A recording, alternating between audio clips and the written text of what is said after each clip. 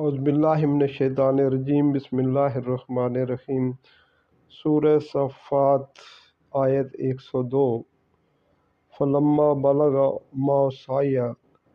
قال یا بنی انی اری فی المنام انی اذبحک فانظر ماذا تری قال یا ابت افعل ما تؤمر ستجدنی ان شاء اللہ من الصابرین۔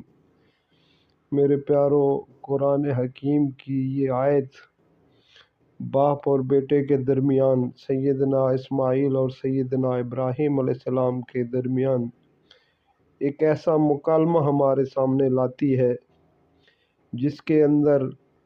باپ کی محبت بیٹے کے ساتھ اور بیٹے کی اطاعت اپنے باپ کے ساتھ ایسے عروج پر ہے کہ آسمان نے کبھی زمین پر ایسا نظارہ نہیں دیکھا ہوگا کہ اللہ سبحانہ و تعالیٰ اس کی تصویر کشی کرتے ہوئے یوں فرماتے ہیں کہ جب اسماعیل چلنے پھرنے کے قابل ہو گیا اپنے باپ کے ساتھ، تو باپ نے اس سے یوں کہا کہ اے میرے بیٹے، میں تمہیں دیکھ رہا ہوں کہ تمہیں ذبح کر رہا ہوں، اے میرے بیٹے اب تو بتا تیرا کیا خیال ہے؟ تو بیٹے نے یوں کہا،